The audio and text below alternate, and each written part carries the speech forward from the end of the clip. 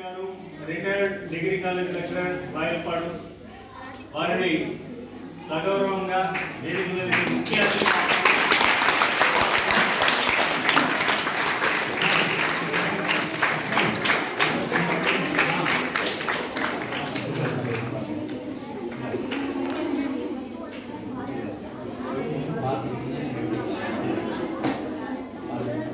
Principal madam बीच में बैठे थे प्रिंसिपल मैडम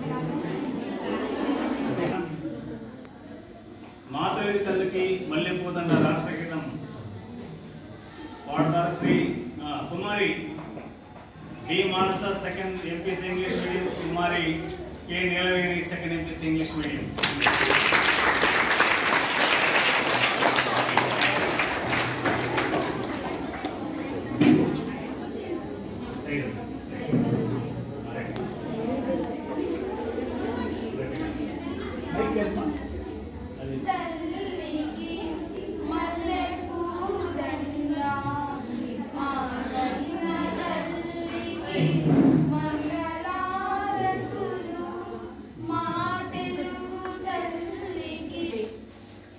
తల్లిదండ్రులు విద్యార్థుల యొక్క బాగోగుల గురించి, చదువు సంఖ్యల గురించి కనుక్కోవడానికి, వాళ్ళ విద్యాభివృద్ధి ఎలా ఉందనేది తెలుసుకోవడానికి గాను మన రాష్ట్ర ప్రభుత్వం వాళ్ళు పెట్టినటువంటి కార్యక్రమం ఎంతో మంచిది. ఎందుకంటే మామూలుగా పేరెంట్ టీచర్ మీరు పెడుతూ ఉంటారని స్కూళ్ళలోని కాలేజీల్లోని, కానీ ఇలాగా తల్లిదండ్రులను పిలిచి ఒక్కసారిగా అందరూ వచ్చి పిల్లల యొక్క భవిష్యత్తు గురించి లేదా అక్కడ ఎలా జరుగుతుంది, వాడికి ఎలా మార్కులు వస్తున్నాయి అనేది బాధ్యతగా కనుక్కొని వెళ్ళటం అనేది ఒక వేదిక మీద అందరూ ఒక చోట చేరి తెలుసుకోవటం అనే దానిపైన ఒక పండుగలాగా జరగడం అనేది చాలా మంచి పని.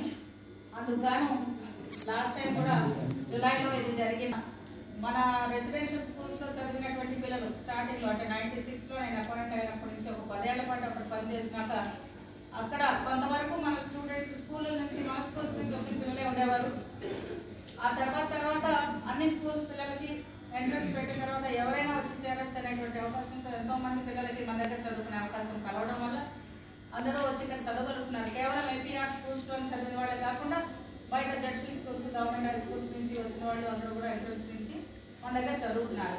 అదే క్రమంలో భాగంగా నేను తర్వాత ఒక 10 ఏళ్ల తర్వాత నెల్లూరు జిల్లా, అప్పటికి వెంకటగిరి, ఇప్పుడు తిరుపతి జిల్లా అయింది, అక్కడ దాదాపు 20 ఏళ్ళు పనిచేశాను. ఆ తర్వాత రీసెంట్లీ జూన్ ఎండ్లోని ఇక్కడికి ట్రాన్స్ఫర్ అయ్యి వచ్చాను. చాలా దూరం అయిపోతుంది ఎట్లా కానీ అనుకుంటే నువ్వేం సాధించాలని రాస్తుందో అక్కడ నేను అక్కడ పంపించాడు దేవుడు అన్నారు. మరి ఏదైనా కానీ దేవుడు అనుమతి లేదే జరగదు. నేను ఎందుకు వచ్చానో ఇక్కడికి తెలియదు. మళ్ళీ నాకు ఎంతో ఇష్టమైనటువంటి ఆడపిల్లల దగ్గరికే నన్ను చేర్చారు. నాకు ఆడపిల్లలు లేరని ఆ లోటు తీర్చడానికి ఇంతమంది పిల్లల్ని ఇచ్చాడు దేవుడు. సో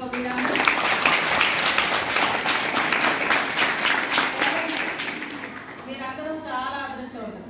ఇంతమంది లక్ష్మీదేవుల్ని మీ ఇళ్లలో పెట్టుకున్నారు. ఇప్పుడు రీసెంట్ టైమ్స్లో మీరు పిల్లల్ని చదివించాలని, వాటిని పై చదువులకు పంపాలని, మంచి ఉన్నతమైన స్థితిలోకి పంపించాలని మీరు ఈ రోజుల్లోనే అనుకుంటున్నారు. అది చాలా ఆనందకరమైనది. ఎందుకంటే మీకు కూడా తెలుసు, మీరు చాలా కొంతమంది ఫస్ట్ ఇయర్ అవ్వకుండానే పిల్లలకి పెళ్లిళ్ళు చేయటము, ఆర్థిక పరిస్థితులు సరిగా లేక పిల్లల్ని చదివించలేకపోవటము, లేదా వాళ్ళకి అక్కడితోటే వాళ్ళు చదువు లేకపోవడం జరుగుతుంది. కానీ గవర్నమెంట్ చదువుకోమని ప్రోత్సహిస్తోంది, ఆడపిల్లల చదువులు ప్రోత్సహిస్తోంది. అలాగే పోస్ట్ ఆఫీసుల్లోని పథకాలను కూడా సుకన్యాను ఏదో పెట్టారు. చాలా ఎక్కువ వడ్డీ వచ్చేటువంటి పథకాలు ఉన్నాయి పోస్ట్ ఆఫీస్లో, ఆడపిల్లల పేరుతో డబ్బులు దాచుకుంటే. ఇలాంటివి ఎన్నో ఎందుకు ఎంకరేజ్ చేస్తుందంటే కేవలం ఆడపిల్లలదే రాజ్యం ఇప్పుడు చదువుల్లో కాదు, స్పేస్లో కూడా దూసుకెళ్ళిపోతున్నారు, ఎక్కడా కూడా తగ్గట్లేదు. అందువల్ల మీ అందరూ కూడా ఎంత ఎంకరేజింగ్గా పిల్లల్ని చదివించండి. మొన్న రీసెంట్గా ఫస్ట్ ఇయర్లో చేరినటువంటి పిల్లలు చాలామంది అడిగితే అసలు వాళ్ళ పేరెంట్స్ ఎంత ఆధునికంగా ఆలోచిస్తున్నారో అర్థమైంది. వాళ్ళకి బండి కూడా నేర్పించారు చక్కగా. చాలామంది మాకు బండి త్వరలో వచ్చు అని అంటంలోనే వాళ్ళు ఎంత ముందుకి ఫ్యూచర్ జనరేషన్ లాగా నాకు కనిపించి ఇక్కడితో వీళ్ళ ప్రయాణం ఆగిపోదు అని అర్థమైంది. సో వీళ్ళందరికీ కూడా ముందు కంగ్రాచ్యులేట్ చేస్తూ మా సంస్థ వాళ్ళు మీకు పెట్టినటువంటి ఒక షెడ్యూల్ని కూడా నేను అక్కడ బోర్డులో డిస్ప్లే చేసుకుని బయట మీరు చూడండి. తర్వాత అయినా మీకు సార్ కూడా తర్వాత చెప్తారు దాని విషయం. మనకి ఒక కొంచెం లేట్ అయినా కానీ వాళ్ళని సిలబస్ అంతా కూడా నవంబర్ నాటికి డిసెంబర్ నాటికి కంప్లీట్ చేయిస్తూ పరీక్షలు ఎప్పటికప్పుడు పెడుతూ ఈ 90 డేస్ షెడ్యూల్లోని మనకి 95 డేస్ షెడ్యూల్ ఇచ్చారు. దాంట్లో ITP test, intensive testing programme అనేటువంటివి పెడుతూ, అలాగే ప్రీ ఫైనల్ క్వార్టర్లీలు, హాఫ్ ఇయర్లీలు పెడుతూ, ప్రీ ఫైనల్ ఏమో బోర్డ్ ఆఫ్ ఇంటర్మీడియట్, మనం ఇంటర్మీడియట్ బోర్డుకి చెందిన వాళ్ళం కాబట్టి వాళ్ళు పెట్టేటువంటి పరీక్షలను కూడా మధ్యలో రాయిస్తూ, మళ్ళీ గ్రాండ్ టెస్ట్ రాయిస్తూ, రకరకాలైనటువంటి పరీక్షలు వీటితోటి రాయించి చివరికి అందరూ పాస్ అయ్యేటువంటి విధంగా మనం వాళ్ళని ట్రైనప్ చేస్తున్నాం. ఇందులో భాగంగా పేరెంట్స్ సహకారం ఎంతో కావాలి. ఎందుకంటే వాళ్ళని రమ్మంటము అది చేయకండి. ఇప్పటికే చాలా మంది కంట్రోల్ అయ్యారు, పిల్లల సపోర్ట్ కోసం ఆలోచిస్తున్నారు. డిస్టర్బ్ చేయగా నేను గ్రూపుల్లో అది ఫార్వర్డ్ చేసిన మెసేజెస్ అవి చూసుకొని వాళ్ళు ఓన్లీ సండేస్ రావడం, అది సెకండ్ సండేస్ రావడం చేస్తూ ఉన్నారు. దానికి చాలా థ్యాంక్స్. ఎందుకంటే పిల్లలు కూడా ఇప్పుడు ఇదివరకు మాటికి వెళ్ళిపోయే వాళ్ళం అండి, అది కంట్రోల్ అయింది. ఎప్పుడంటే అప్పుడు ఆదివారం వస్తే పరీక్షలు అయిపోతే అటెంప్ట్ చేసేవాళ్ళని, అది లేకుండా కంట్రోల్ అయ్యాం మాకు మేమే అని కూడా చెప్పారు. అది పిల్లల వైపు నుంచి వచ్చింది. ఎందుకంటే పిల్లలకు తెలియదు, మనం వాళ్ళని నల్లగా జాగ్రత్తగా డెవలప్ చేస్తే తెలుస్తుంది. తల్లిదండ్రులకు కూడా తెలియదు.